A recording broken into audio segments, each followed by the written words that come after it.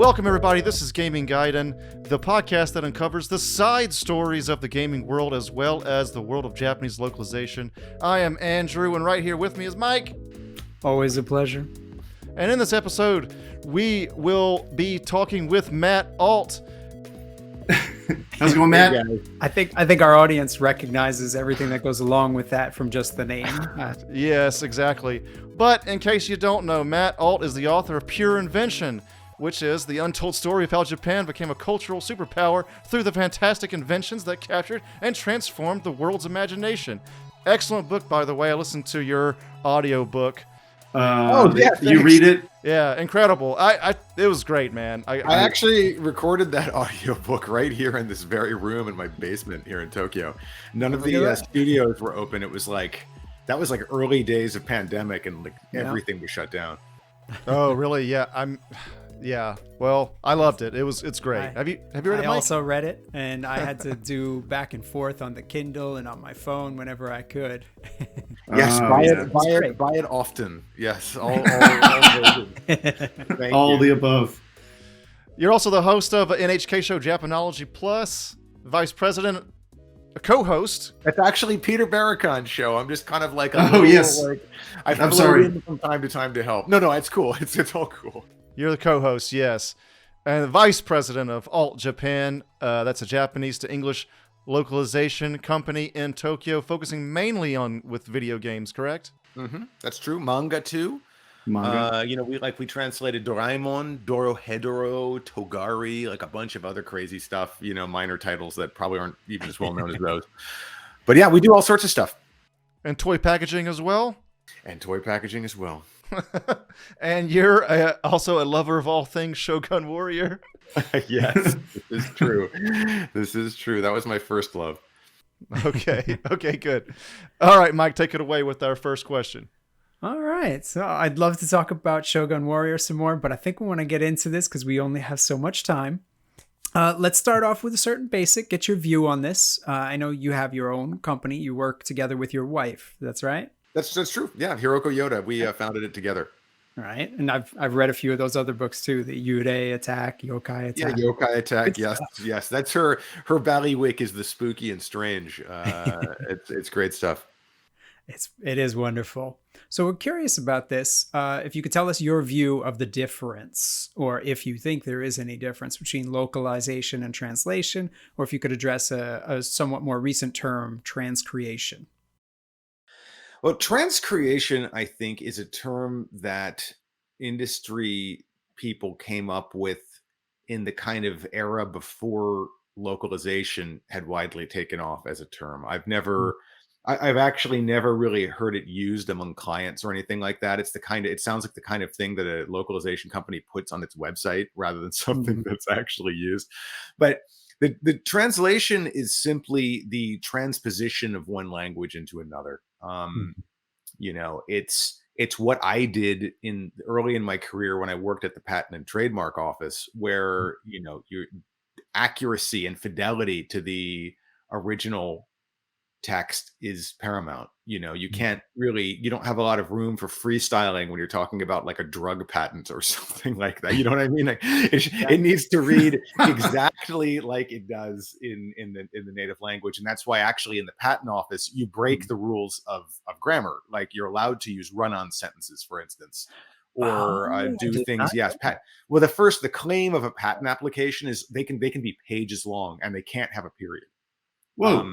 Like an invention characterized in blah blah blah blah, and you list it all up. So you can break the rules of normal spoken written English there. Mm-hmm. Localization is the act of translation, but with an added layer of making it feel like the finished product was actually written in the target language. Like manga and anime were.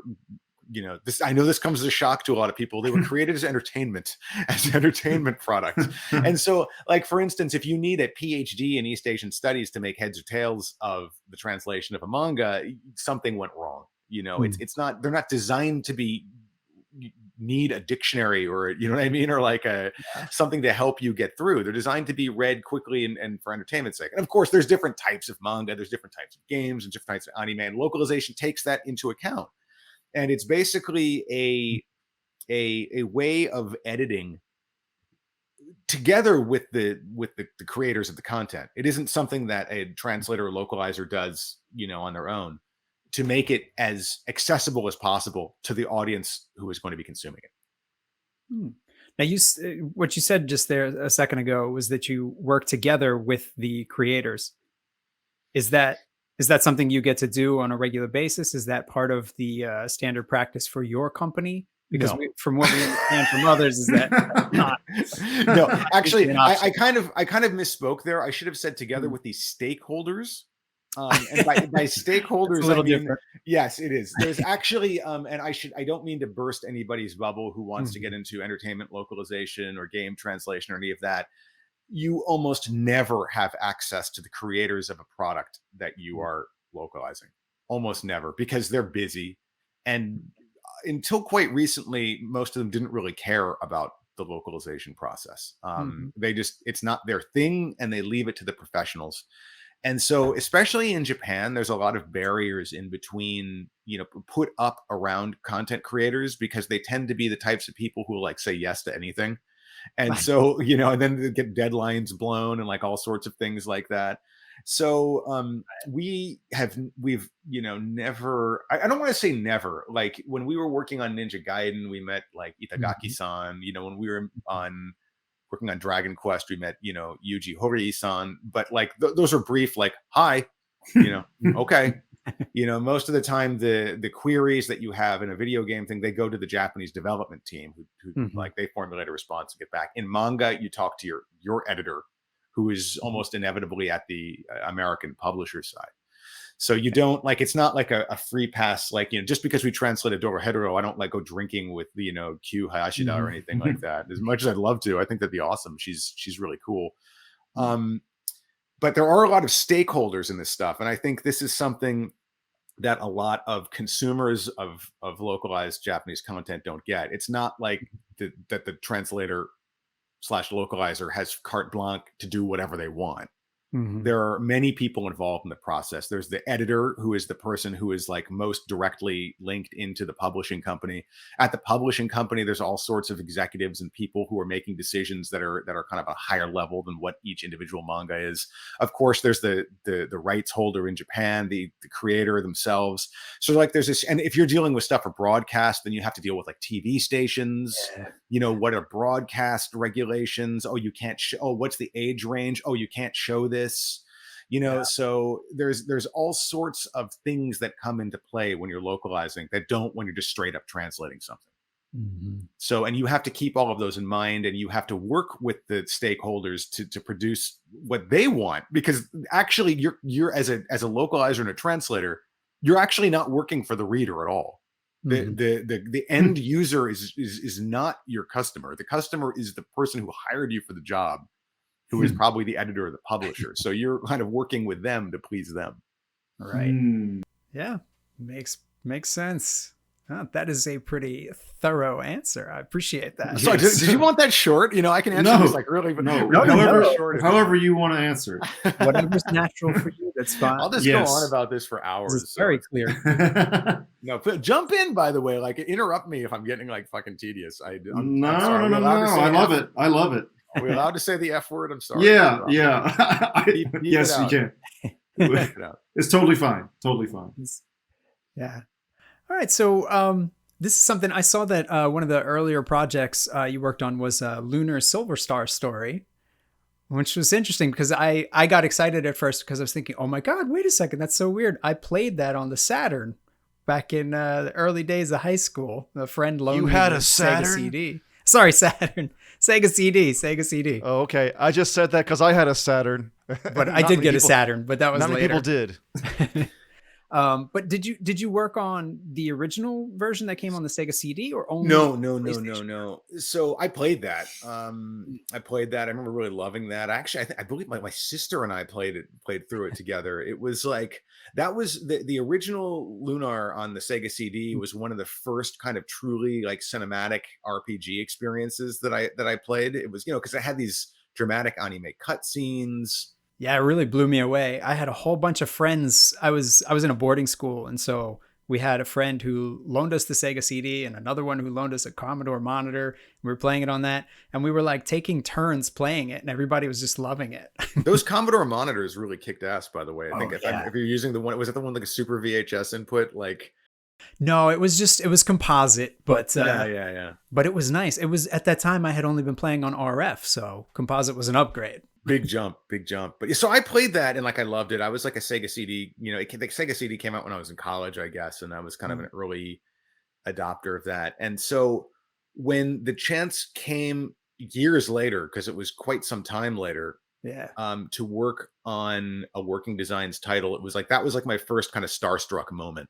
Like, wow, like I've really made it, man. I'm like working on a title that I played, once, and that inspired me once a long time ago. And that was the way that we got that job was really interesting. I was working at the patent office, as I mentioned, and I was living with Hiroko. We were living together in sin at the time. We were sorry God.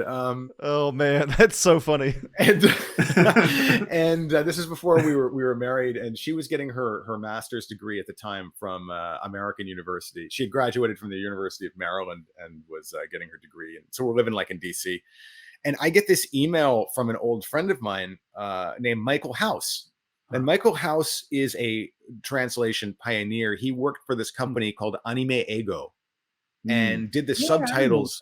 Yeah, no, they were the pioneers of releasing subtitled anime on VHS back in the 90s. It was run by a guy named Robert Woodhead, who had made his fortune off of a video game series called Wizardry. And he was like the creator and programmer of Wizardry. Yeah, and he got out of the life and into a much more arcane life, arguably, of translating Japanese anime. And Michael was one of his key translators, subtitlers on all the stuff they did. It was Yatsura, Macross, Captain Harlock, like all of these classic anime. And I had randomly run into Michael at a manga shop in Shibuya in Tokyo when I was an exchange student. And we'd struck up a conversation, and like I'd hung out with him on a couple of occasions in Japan. He had this insanely curated collection of laser discs. Oh, nice. And this is back before streaming. This is like the early 90s. So like if you wanted to watch Ultra 7, for instance, which I remember we did together. He's, oh, you haven't seen Ultra 7? Come over. You got to come over. And we would watch Ultra 7 episodes on the sequel to Ultraman. We would watch these things on his Laserdisc, and he had this just crazily curated collection. So anytime I wanted to watch something, I'd go over to his place. That's awesome. And he was very much of that kind of like anime. Oh, we're going to watch the whole series in one day kind of thing, all of Zabungle or something like that, very like anime club, in the basement of the library kind of thing. Anyway, it was binge watching before there was binge watching. And he years later, he contacted me out of the blue over email saying, hey, I was asked to do this video game. I'm just too busy and it's kind of technical. It's not really my thing. Are you interested? And I was like, okay. And I said, yes. And it was Working Designs. He introduced me to Working Designs, and that the first game that we did, Hiroko and I together, was called Silhouette Mirage. It was a platformer. Yeah, it was a platformer for the Saturn. And that went well. Or I should say, and stop me if this is getting too long, by the way. No, it's okay. Keep going. No. So this is it's arcane, but it's kind of interesting. So like I took that job and I realized very quickly, like, oh shit, I'm in over my head. Like I worked as a technical translator, but this is back in the 90s and in the late 90s, and localization wasn't even a word yet. Like it was just game translation, and there were no localization tools. There was nothing. There wasn't even the programs weren't even set up to make it easy to see where the text was. We would get raw dumps of just machine code, basically, have to do search strings to find the strings of text. No freaking context of any kind whatsoever, no way to sync up the video to see what you were like actually seeing or get the context, no way to like jump through the game or anything, you know, that functionality had not been invented yet. So I was like, oh my God, I can't even tell who's speaking or what like the gender of this, what is going on. So like I dragged Hiroko into it. And it turned out that we made a pretty good team. And by the way, to localize it, we literally would print this stuff out on printer paper, like with the sprockets, and take these stacks of paper with us and like write the translations in the margins. And then I would go back and enter it into the code and then send those files back to Working Designs. Wow. That's literally how primitive the process was back then. Wow. It went well, and then he's like, "Hey, do you want to work on Lunar Silver Star Story?" I was like, "Oh yeah, yes." And I don't think any of us were prepared for like how big that was going to be. I was going to say, like going from Silhouette Mirage, which has some comparatively minimal text, and yes, going like, yes, I'm going to play a full-on RPG now. Oh, it was big, and there was no like file management or anything. So I remember we turned in the files. They're like, "Well, where's files like 9 through 37?" And I was like, "What do you mean? What files 9 through? This is everything you gave us." No, I gave you the like.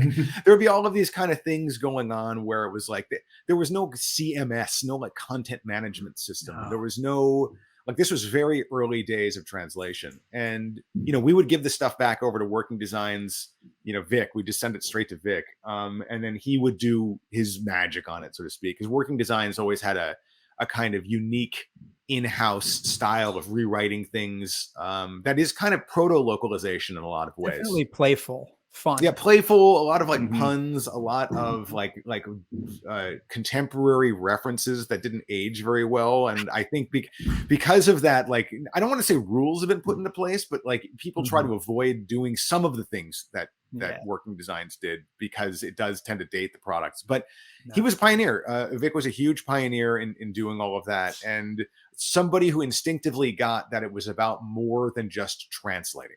You had to kind of massage it.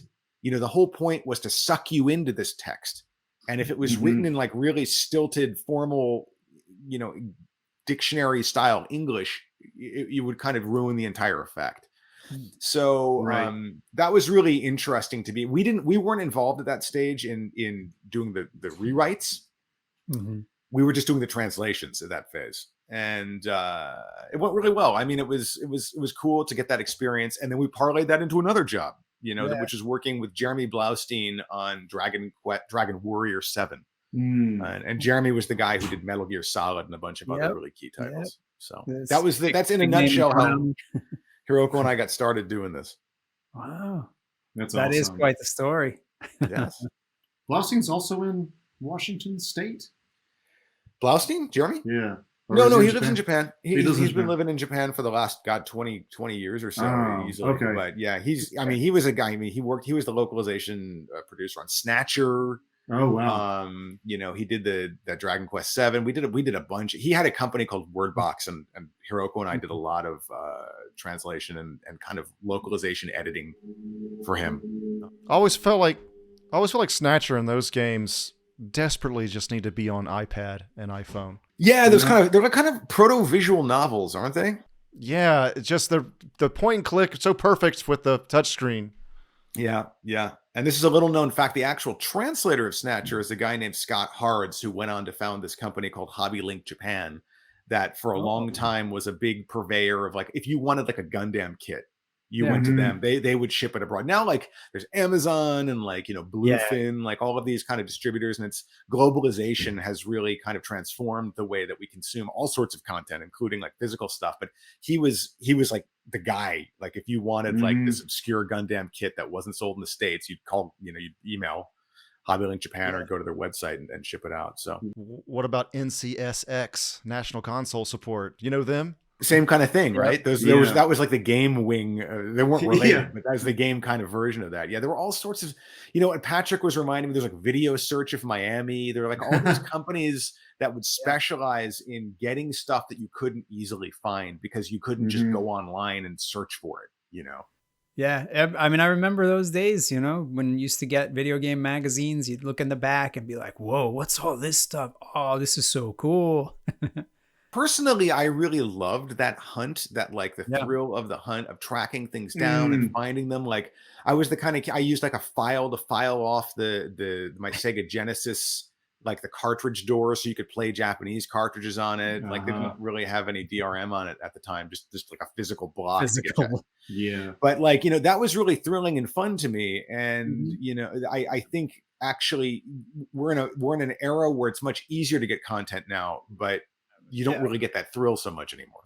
That's true, especially in the 90s, early 2000s, maybe. I mean, even the internet was around in some form, but if you're living in America and you got an imported game or soundtrack or whatever from Japan, it was like a trinket from heaven. It was so incredible. Yeah, I remember in 2001, that was when I first went to Japan.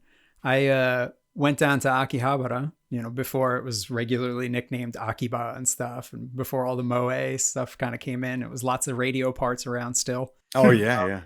I was going into all the little shops and I was looking for 2 Dreamcast games that were really rare. They were like the matching service editions of Vampire Savior. It was called Vampire Chronicle and Super Street Fighter 2 X. And it was like, even there, I was running all around in Akihabara and like I finally found it maybe 2 months into my stint there. But that was a joy. Akihabara is like a physical website. And I mean, it is like, you're going into these different addresses, like, and like poking through their databases, and I actually think that's one of the reasons why, internet culture came to Japan a little after it did in the West, even though Japan kind of pioneered a lot of aspects of social media and like mobile internet and things like the mobile internet came to Japan first in 1999. Looking at Docomo. Yeah, Docomo, emoji, selfies, like all sorts of stuff. But like internet culture as we know it was kind of delayed coming there because I think there were so many ways to get this weird stuff that you wanted, whether it was games, whether it was anime. Oh, there's a convention for this. Oh, here's a special event for this. Oh, this creator is going to be giving a talk in like Shinjuku. Oh, like here's the bar where like the game designers hang out. Like you could actually interface with people. It was like a social media on the streets of a city, in a lot of ways. So, and it still is kind of, or was until, COVID came around. Right. That sucks. Yeah. We're going to jump ahead a little bit here, Mike. Yeah, I figured a lot of the things we had lined up were covered already. Yeah. So God, if this isn't the deep, this is pretty deep for like normal human beings, We're going to go even deeper, I think. But before that, I wanted to ask about Lollipop Chainsaw. Did you have any interaction with James Gunn? No, I wish. Stakeholders. James Gunn, it's funny. I've never had any direct interaction with James Gunn, but years ago, when we published Yokai Attack, it was like 2008. Like 6 months later, we get a call from like CAA, the Creative Artists Agency, and they're like, "Oh, well, we wanted this producer wants to talk to you about doing a version of the book." I'm like, "Shit, okay, great." And Hiroko and I talked to him, and he's like, and this is like 2009, and he's like, "I got the greatest director lined up for this. His name is James Gunn. You never heard of him. He did this movie called Slither." And I had never seen it, and he sent us a copy of Slither, which probably didn't exist in Japan at the time. And I was like, "Wow, this is really funny. This is cool stuff," And it fell through. It didn't happen, as these things usually do. Almost always these things fall through. But that was my introduction to James. Actually, you know what? That's actually not my introduction to James Gunn, because I used to run a toy collecting website called Toybox DX in the late 90s. Oh, okay. Wow. And nice. There's a lot in every little pie. Exactly. Well, Japanese toys are actually how I got into Japan. It's not games or anime, it's toys. Like I was really into toys. In the 90s, a group of us came together, and there was this, at the time, like a very popular website called Toybox DX. And we were getting it was huge, like 1 million page views a month at its peak. I mean, it was like a proto, like very popular kind of social gathering space for nerds in this particular field.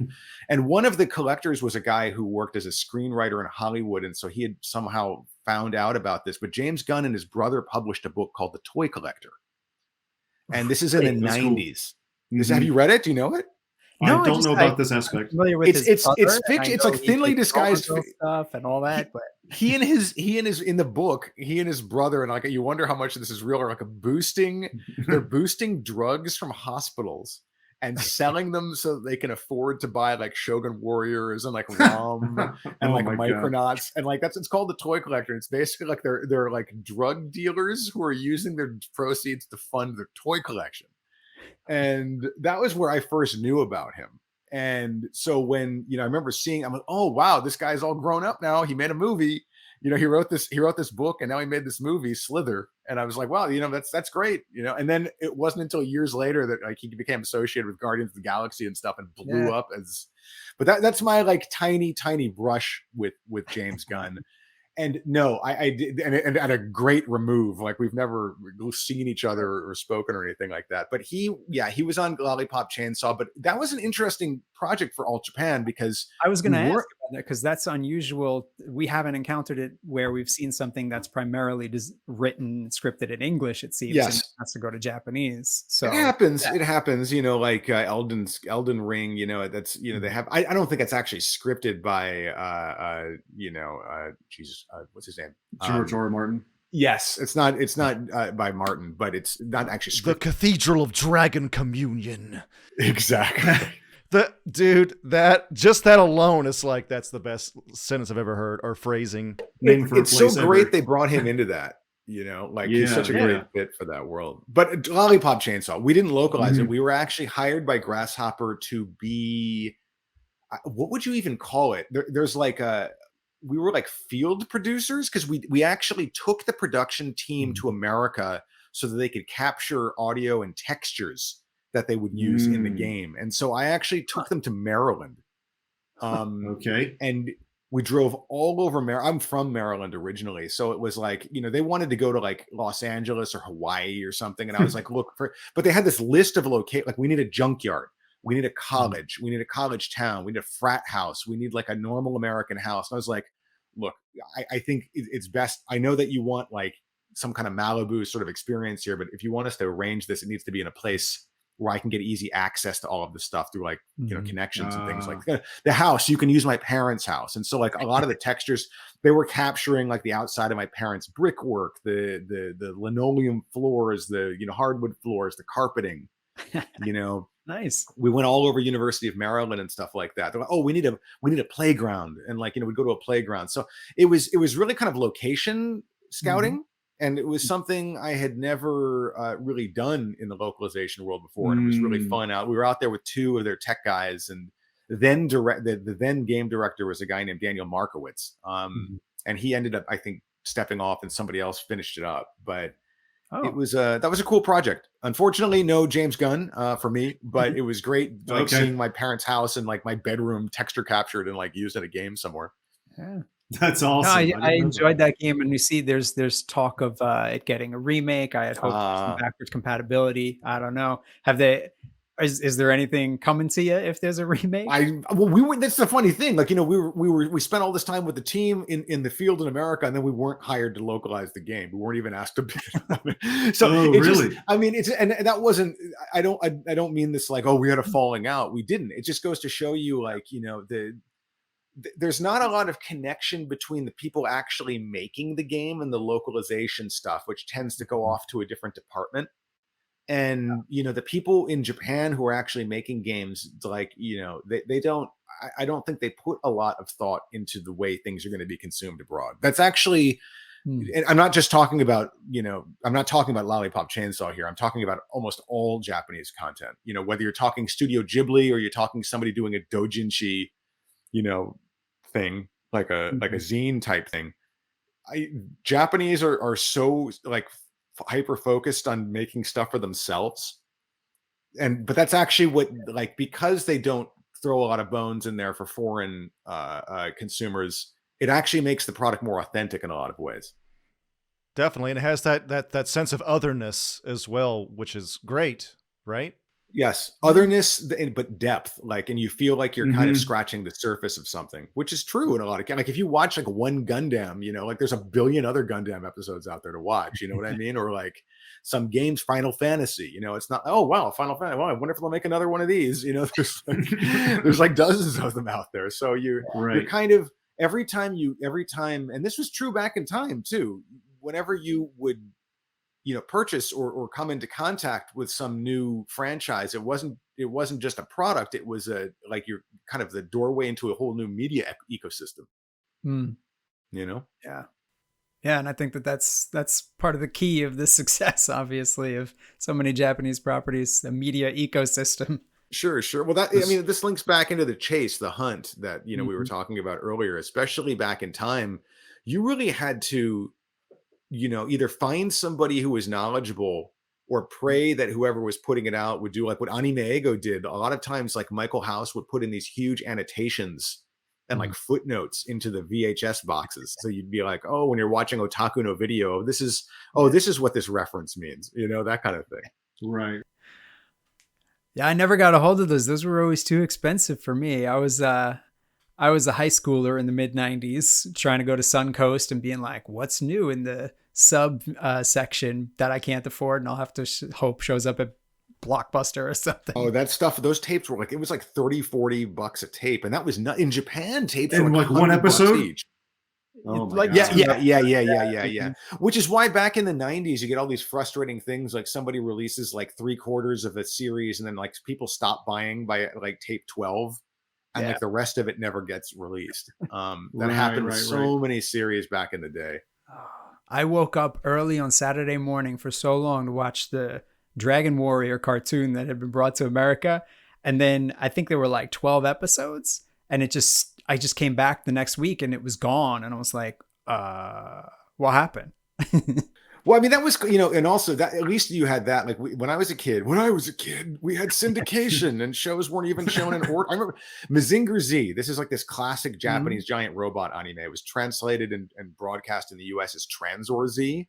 But there's like a story arc to it in Japanese. And I remember like one episode is the last episode of Mazinger Z. He gets the shit kicked out of him by, the enemy robot horde. And then you're looking at this shattered Mazinger Z and the pilot's like, oh man. And then suddenly Great Mazinger comes in. Like, I will be the sequel. And then that's the beginning of the Great Mazinger series in Japan. Well, they just went back to another episode of Mazinger Z because it's in America. It's all like mixed up in syndication. So I remember like tuning in. I'm like, wow, what's Great Mazinger going to be like? And then it was just another episode of Mazinger Z. And I was like, man, what? I wanted to see the sequel to this. What's going on? So like the idea of continuity in Japanese anime was something that was very rare up until like when it started coming out on tape or in cable. I mean, to be fair, it's a rarity for American television too. Yeah. I mean, I would just watch what was on TV. Definitely. Be like, wait, who's this cousin Oliver? What? Yeah, just random, some like random new person in a random new episode. I don't know. That's true. There's something to be said for those kind of like syndicated shows because you can just pop in and out of them. But and there's a lot of prestige TV today where like if you haven't watched like 39 hour-long episodes, you can't understand what's going on in the latest season of Stranger Things or whatever. And that's that's cool, but it's also kind of you can't just jump in. This was something I sent you in advance because I thought it might help you to kind of think about it for a bit. But could you, localization, especially with games and manga and things like that, has to deal with Japanese storytelling. And I've heard you say in other podcasts, actually, that part of the reason for Japan's success is precisely because they're so good at storytelling, especially for kids, but not just for kids, of course. But do you think there's less of an emphasis on what Western audiences would consider logical story progression? Is that less of a thing in Japanese writing? It all, to me, this I don't know how great of an example this is, but I'm going to say it anyway. Like, I've noticed that in the West, people really want like a fleshed out world, like in Star Wars, Lord of the Rings, or something like that. They want everything to be kind of work out logically. And there's a comic book writer named Grant Morrison that says that, he kind of is against this as well. He's like, some people ask who pumps Batmobile's tires, and it's like, it doesn't fucking matter. Even if you said Alfred, that question doesn't matter for this story. You know what I mean? I feel like, I don't know. I just feel like I've never heard of Japanese people, like, in my experience anyway, talk about world. I mean, it's definitely a part of it. They're definitely good at world building, actually, but I don't know. It feels like there's so much more emphasis in the West for things to just make sense, like mechanically, I think. And, yeah. When you say things like logic, it kind of sets Japan up to fail against what's a perceived. I'm not saying you're doing this. I'm saying it's just how it goes. You're setting up like the West as quote unquote normal and Japan as the deviation from that. Whereas Japan had a very, very, very, and I'm not blaming you or anything. I'm just saying it's interesting to think about these things. That's why I was specific too about the wording there to say like it's great. It's great. Don't worry, you're not getting canceled or anything here. I'm just it's tough when you're not the best example, but I just trying to get this out of my head the best way I can. Sure. No, I get it. And to which I would answer, like Japan had a dramatic storytelling tradition for centuries, millennia before like their encounters with the West. Like the very first modern novel is Japanese. It was written in the year like 1000. It's called the Tale of Genji. And it doesn't really follow a narrative structure like we associate with modern novel narrative structure, but it's actually quite readable. It's kind of shocking how this thing made 1,000 years ago is kind of accessible because it has a format that we recognize as a novel today. But in the West, and particularly when it comes to storytelling for films and things like that, there tends to be this 3-act structure. Like the classic 3-act structure where you have kind of like the inciting incident, and then there's like kind of like there's like, okay, then there's the midpoint where the characters are worried, there's a climax. That's the setup that we have. And Japanese have a slightly different dramatic structure. They have a slightly different one that they were using in their plays and even in poetry and stuff like that. And it's called Jo-ha-kyu.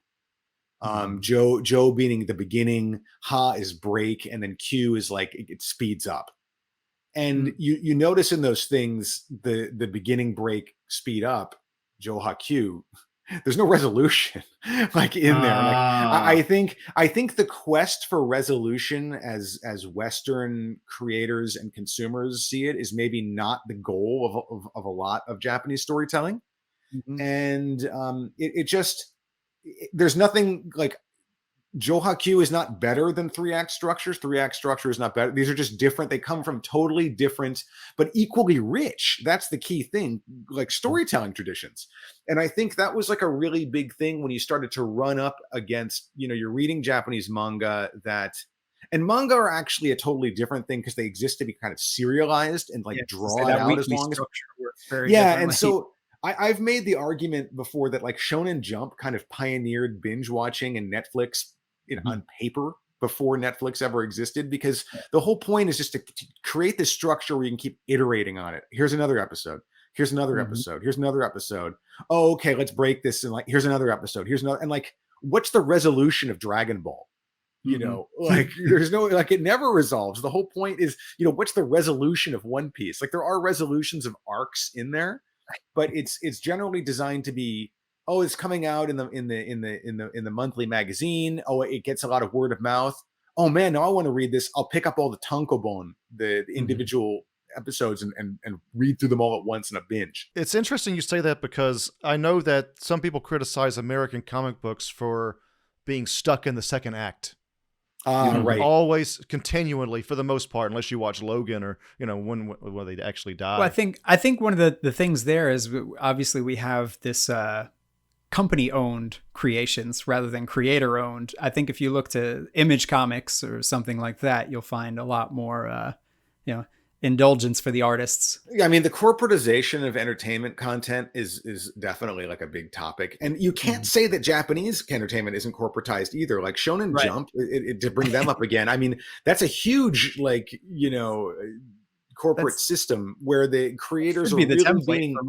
Yeah, and they're really being controlled. Like that's an editorial medium. Like, of course, we all focus on the art and the storytelling, but that stuff is all. Every Shonen Jump manga is not only kind of orchestrated by the editor, but it's also orchestrated by the algorithm of reader feedback. Like every month, and every week, the people are sending in these postcards. What did you think about the last episode? What did you think about the last episode? And that stuff is incorporated into the way that the stories play out. So it really is like Netflix. You have this algorithm, this human algorithm of reader feedback. It's being curated by an editor and kind of fed into the creator who is making it in this big cycle. And that's why so many of those, like I forget, like 5 out of the top 10 most biggest grossing like anime manga franchises originated there. I forget what the exact number is. And there's a reason for that, because it's a system. It's a system, and it's a corporate system, but one that creators have figured out a way to work inside. Yeah.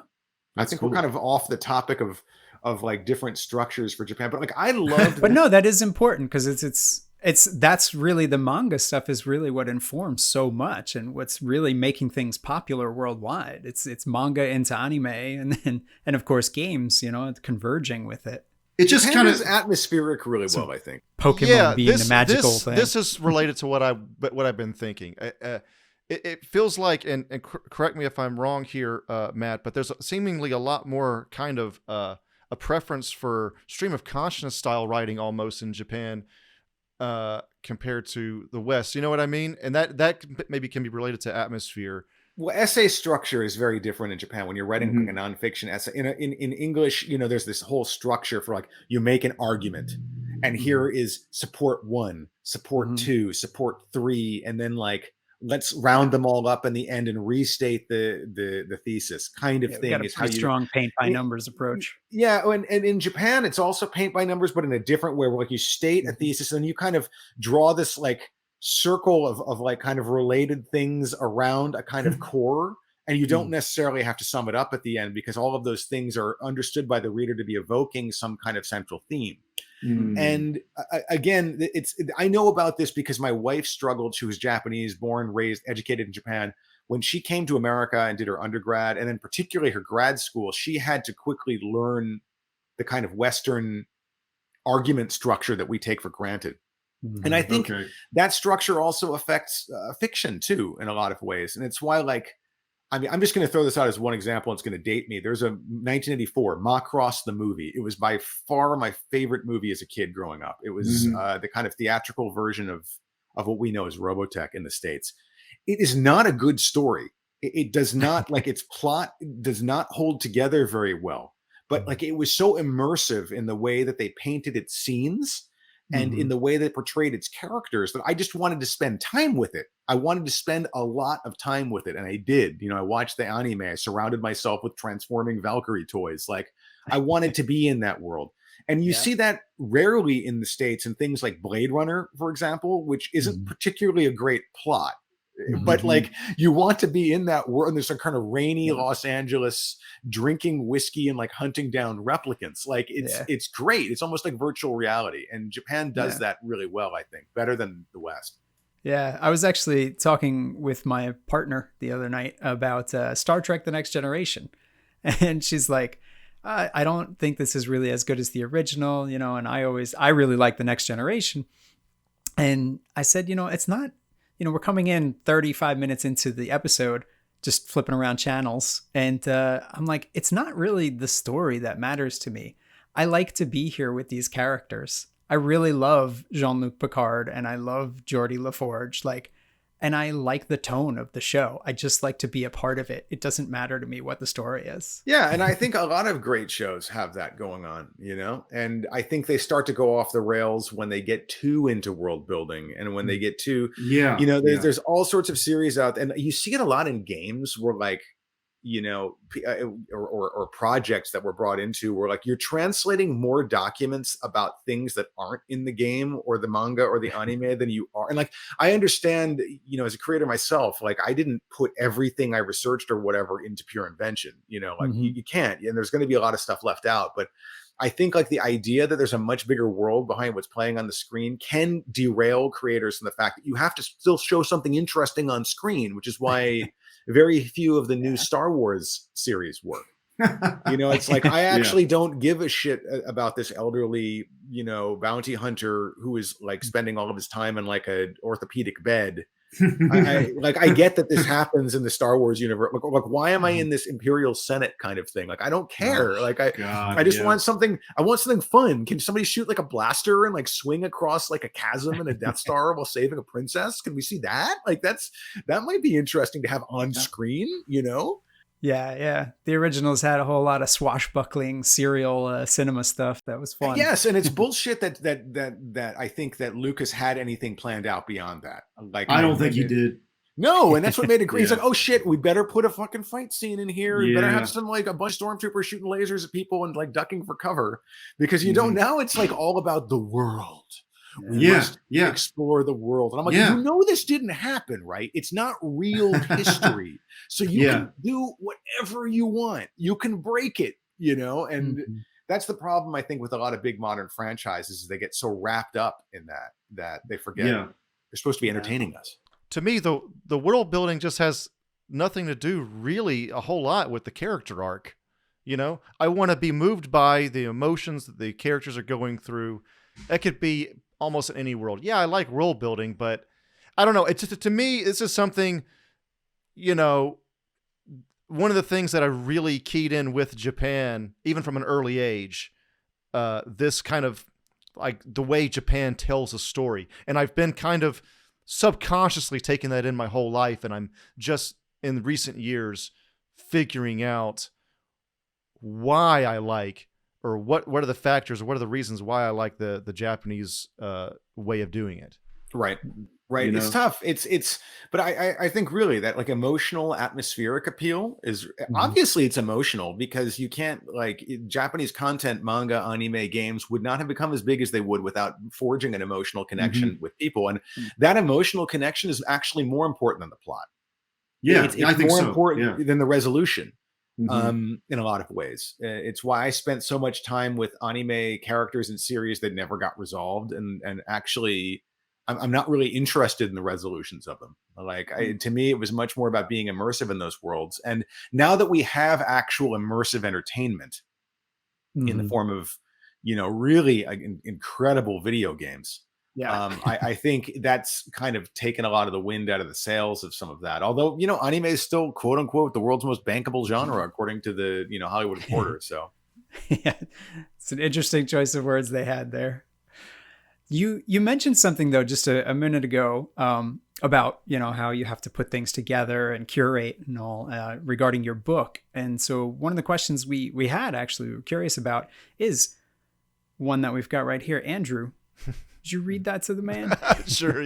Yeah, I mean, we talked about this as well in our pre-interview or whatever, our chat. But can you talk at all about the sections in Pure Invention that were cut that you wish had been in there? Can we get an exclusive, we're Matt low on Alt? time. I want an Time, exclusive. so let's just say one. Yeah, let's talk about what's not in the book. Just say one that you No, would've get the liked. book, and then this can be the DLC to the book. No, I mean, whatever you wanted.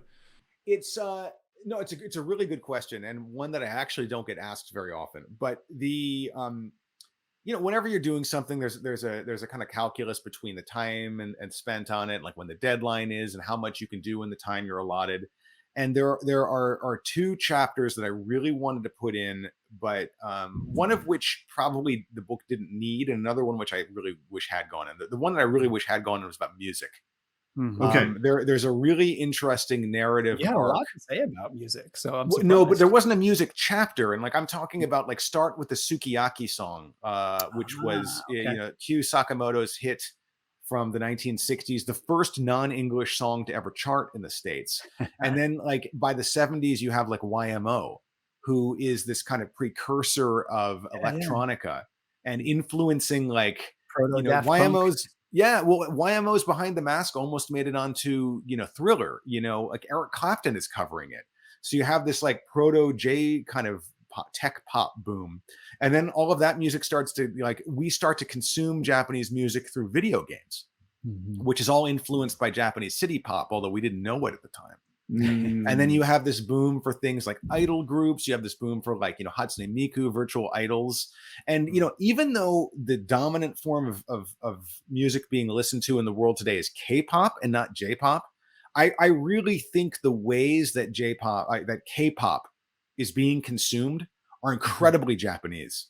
Like this over purchasing to show your kind of faith and loyalty to the band. Like you're supporting the band by buying multiple albums of the same album. That was a big problem in Japan in the 90s and early 2000s with like AKB48 and stuff. Yeah. you know, or this pretty idea, and by cool. so doing that, you can game the charts. Like basically the charts, the pop charts stop having any meaning, because it used to be back like in the 80s when Madonna was #1 on the charts, like you couldn't escape Madonna. You couldn't go anywhere without her. But like that's not true about AKB48 has been on the top of the charts in Japan forever. I would be hard pressed to tell you an AKB48 song or hum it or anything. You just don't pick it up in the air like you used to, because it's become about stans. Like it's become about hardcore fans, like forming identities out of it. So that was it. That was the purchase practices of mobile games where they're reliant on whales. Yes, exactly. And so there's a lot of like links to stuff like that, but that is a kind of otakuization of music culture. And it's something that I really wanted to cover, but just did not have time to delve into as much. There's another thing I wanted to talk about, but wasn't really kind of chapter worthy, is like the Japanization of horror, especially like the rehabilitation of zombie entertainment, which was this kind of like in the 60s and 70s and 80s when Romero was pioneering, you know, his brand of zombie movies. It was all about this kind of anti-capitalist, anti-materialist kind of really comment on the modern, you know, consumer lifestyle in a lot of ways, and racism, you know, a lot of like social issues that he's bringing into this. And what Capcom did with the Resident Evil series is basically strip all of that out. and I love the Resident Evil games. I love them. I love them. I love them. Okay. Like they're great.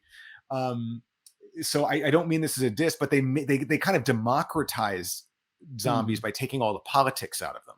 And then there's the whole thing with J-horror movies, you know, like you have things like they do have Umbrella. Umbrella is the key. But it's an evil corporation, right? It's an evil corporation, like, and it's much easier to hate an evil corporation, you know, than it is to like look at this mirror being held up to society that Romero was doing, and you see a lot of unpleasant truths about yourself and about the end of the Night of the Living Dead is one of like the most shocking. It's when I was a kid and saw that, shocking. Yeah. I don't want to spoil it in case anyone hasn't seen it, but you should definitely check it out. Oh, it's only 50 years old. You know, it's more than that now. But anyway, so I wanted to do a chapter on that. So there's a lot of stuff that I wanted to talk about in the book, but couldn't. And I'd love to do like essays on them or something, or let's write see it up. The 5th year anniversary edition with a bonus chapter. Yeah, definitely. You know, another one is there's a really strong argument to be made that like the Avengers and modern superhero entertainment as we consume it in the States would not exist without what the Power Rangers did. You know, establishing these groups of heroes, and also the way that the corporate media mix and the way that they're marketed. I mean, there's this really weird like Mobius strip of influences between Marvel and Toei going back to the 1970s, where like the Power Rangers themselves wouldn't exist without Spider-Man being injected into Japanese live action TV in the 1970s. Stan Lee being the genius, knowing that it was actually good and everybody else thought it was trash at the time. But when you watch it now, it's like, this is pretty fun, man. The Japanese Spider-Man. Yeah. Oh, it's great. I bought a tape of that at a yard sale once, and I was like, this is the most amazing and ridiculous thing I've ever seen. Ambassador from Hell, dude. Come on. He needs to be in the next movie, in the Spider-Verse movie somehow. Totally. Well, and so you said verse, right? So like this multiverse thing, like it's arguably pioneered by, you know, Japanese critics. The Japanese Spider-Man is in its own universe, but like it doesn't make it any worse or better or anything. It's just different. It's awesome. And now that's basically the foundation of the Marvel movies. Oh, we're going to set this in this verse and this verse, and you keep doing the same thing over and over again with variations. That's actually very popular in modern Japanese pop culture. This whole isekai, or another world thing. It's this multiversization of corporate properties because it makes it easy to iterate, to make variations on a theme. How do you keep a property going for 50 years? Exactly. This? Oh, now it's a girl. Now it's, you know, now it's a Japanese person playing Spider-Man. Now it's this or whatever character. And some of that stuff can be really great. You know, it's the world we live in. It's just how it goes. But I think a lot of that groundwork was laid by Japanese creators and unwittingly picked up by Westerners, which is one of the themes of Pure Invention. That's awesome, man.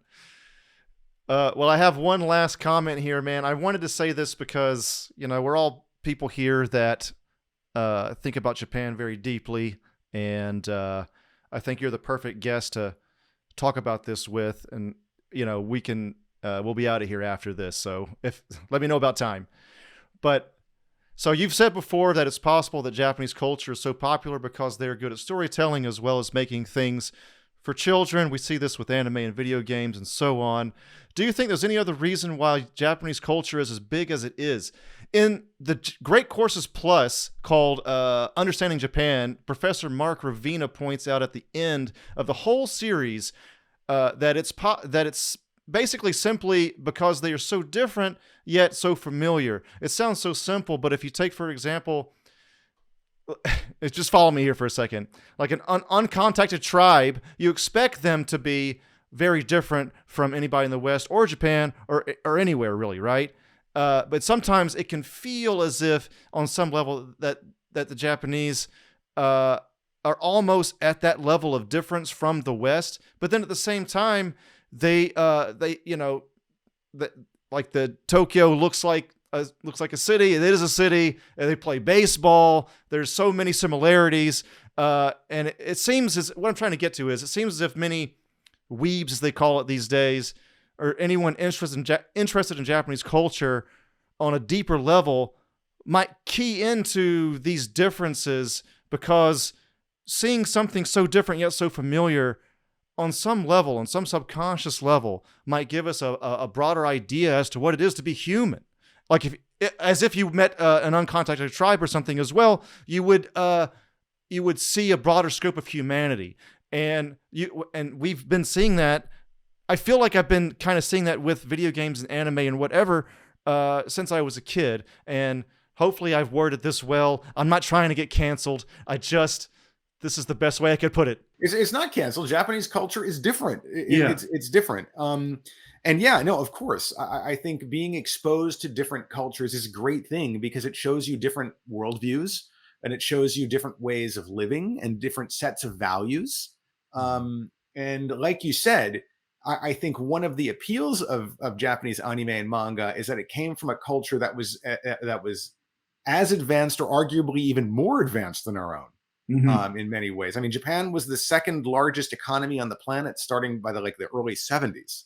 So this wasn't some backwater. This wasn't some regional backwater. It was a highly urbanized, technological, educated place that just happened to be very far away from the West physically.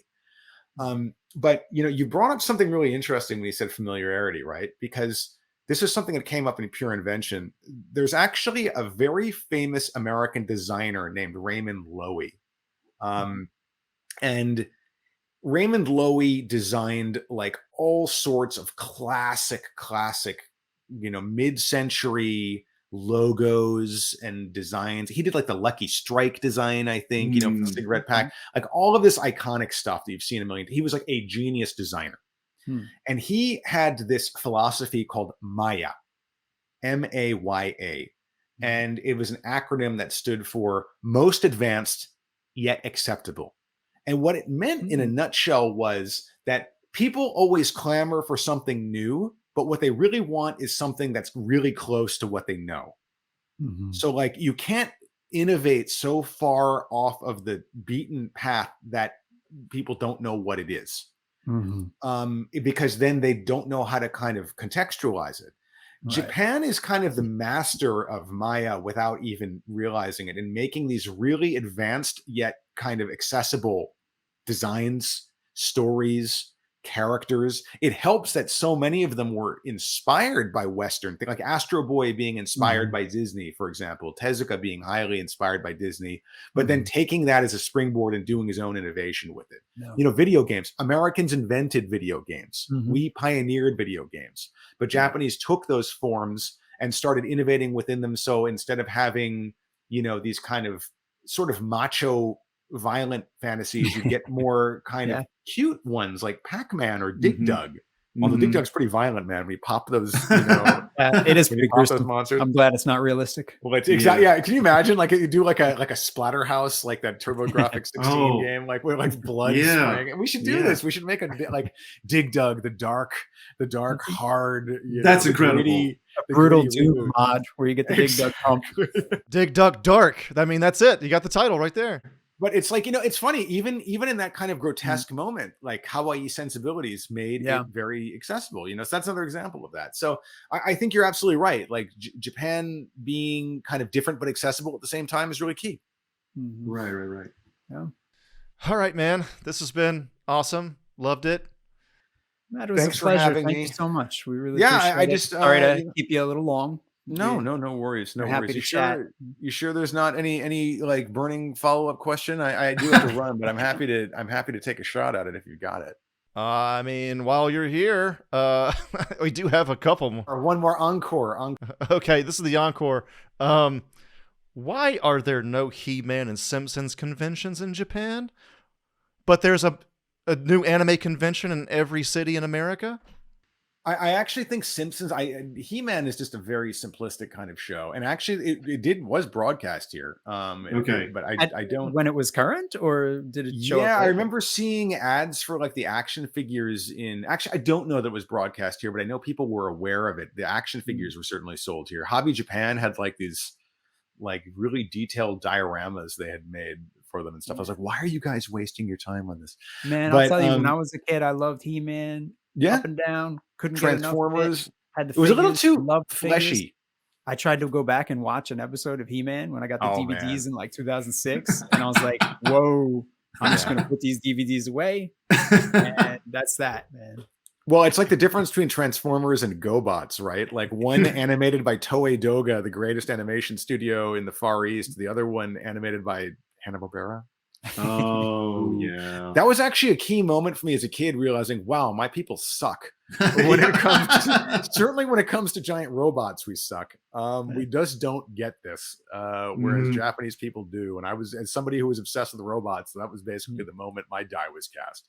Yeah. Simpsons is actually an interesting one. It's incomprehensible to people who aren't American, I think, who aren't who don't know all the cultural references and stuff like that.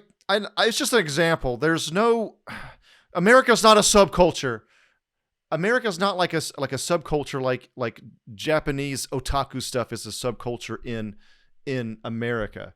You know what I mean? It's other than maybe Disney and maybe Marvel these days with the MCU. You know what I mean? I feel like it's just a totally different fandom or something, you know? Subculture doesn't really exist today. Subculture is basically right-wing QAnon type stuff. Oh yeah, well I don't mean it like that. It's but subculture back in time, Japanese were hugely into American subcultures of music and movies and stuff like that. I just don't think cartoons figured into it because their own culture was so advanced in that way. Like if you have there was really no comparison between what Japanese people were watching in the 70s and 80s and what was available as cartoons in the States, like the Flintstones, like the Jetsons. And actually that links into this, like the Flintstones, Jetsons, like the Simpsons, they're all parodies of sitcoms, which is a format that doesn't really exist in Japan. Oh, right. The laugh tracks and all that. Yeah, and like just they're kind of cruel in a lot of ways, like the kind of casual cruelty of sitcoms where characters are like dissing one another and things like that. Right. But it's like there's no like the Japan hole that people have in their hearts that they want to fill with Japanese goods. It doesn't seem like, I don't know, the America hole that they feel is different or something. There's the fandom is just so different, I feel like. Well, Snoopy was huge. I mean, Snoopy was, without Snoopy, we wouldn't have Hello Kitty, which was Hello Kitty was basically yeah, like that's the thing. There has to be something. I feel like there has to be something to really grab hold of, and generally that is the kawaii. So like rather than reading Peanuts, it's like, oh, I love Snoopy, and then maybe they'll read the comics. And Barnes & Noble in America, you'll see a huge manga section, but almost no American comic books anywhere in Japan whatsoever. Because that idea of reading like paying money for like 30 pages of something, like why would you pay like $10 for that? And which probably was import price, 400 page Shonen Jump, 500 yen for like a thick like phone book sized thing of manga. Like just the illustrated entertainment industry was much more vibrant in Japan than the West. Right. And there are great moments in American animated history, of course, but Japan's is just more vibrant. There's more of it. There's physically more of it.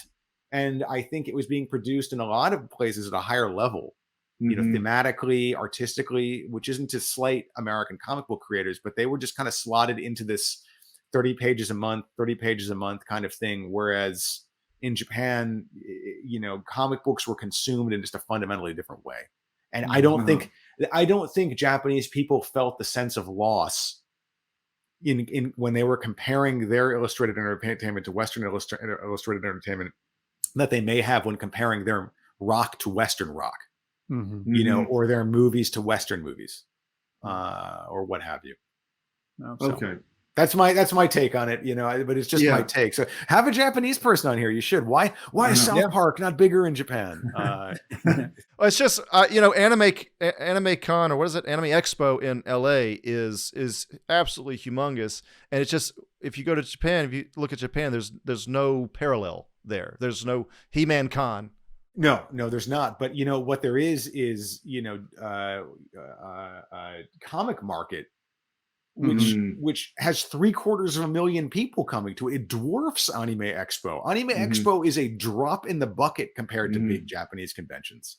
Okay. So like, which is not a diss. Again, like, you know, it's great, but just Japan has had a adult oriented fan scene for much longer than the West has, or a more vibrant one. And part of that's because Japanese cities are so concentrated. You can get more people into a Tokyo based event than you can, you know, Anime Expo, you have to fly across the country. America's bigger. Yeah. You know, it's easier to get places in Japan, and more people are concentrated into big cities here, particularly Tokyo. It's more urbanized than the West is, than America is. So that plays, there's a lot of factors here, but yes, there's no Simpsons Con here.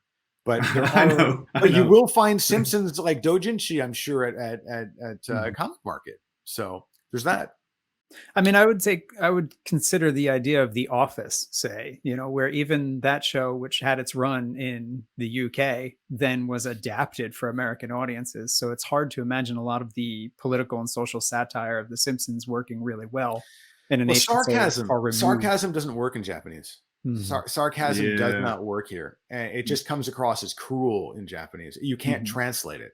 So like, because you can't, without the concept of sarcasm, which of course you can explain to people, but without that, a lot of these like shows just really seem harsh, much harsher than they do, I think, to Western consumers. To go back to a lot of shows from the 80s and 90s, like, yeah, I do find that often I'm just like, why are they such jerks? Yeah, why are they so mean to each other, you know? And like so often they try to build up a character by having that character put the other character down, rather than actually building the character. Yeah, like just real casual cruelty. And like, we just accept that as being funny in England and America, you know? And it just doesn't fly here. So I think that's a big part of it. And I think actually that's a big, like, one of the big pulls of a lot of Japanese content is that it's so kind of, by Western standards, almost naive and pure-hearted. Like, you know, look at One Piece. It's all about, let's be friends. Let's get our gang of friends together and do adventurous, fun things, which is very, I think, appealing, especially in a world that is in such turmoil right now. You know, where you're surrounded by just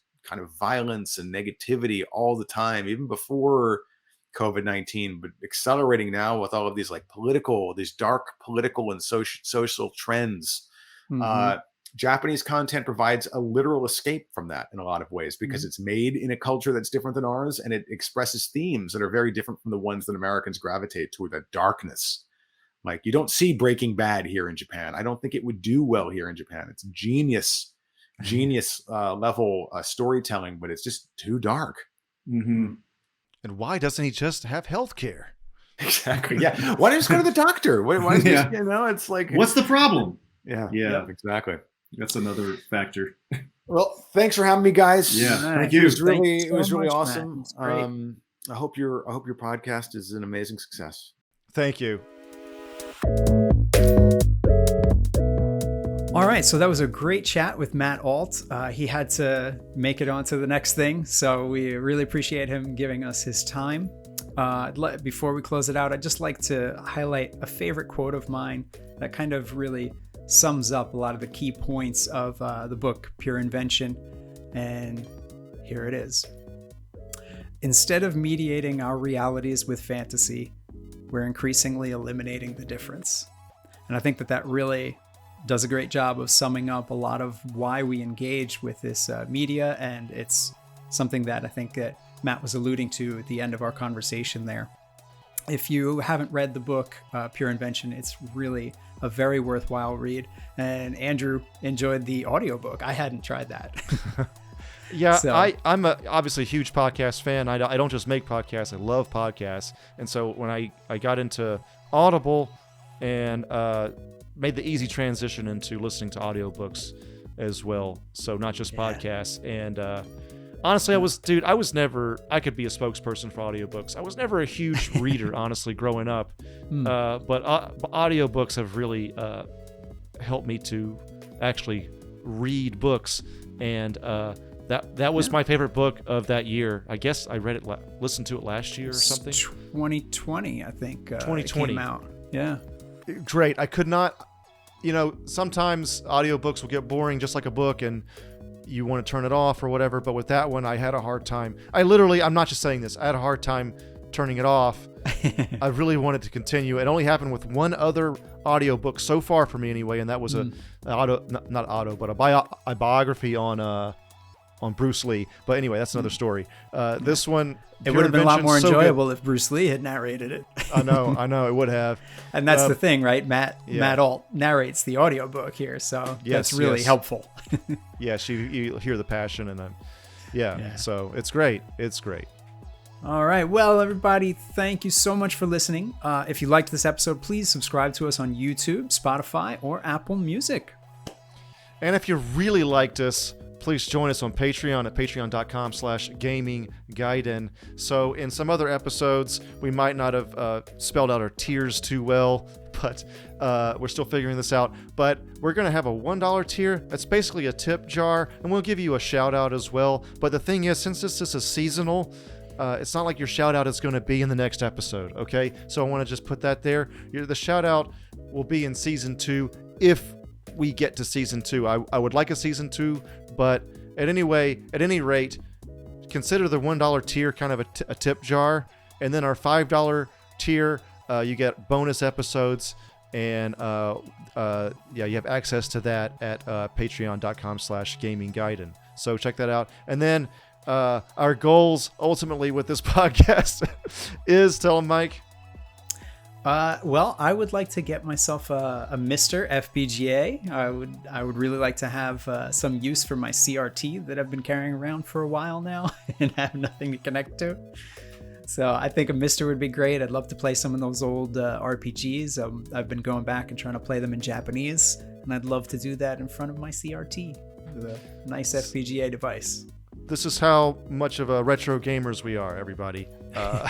This is like one of the major things we'll do with I'll just tell you right now, this is one of the major things we'll do with the money from Patreon.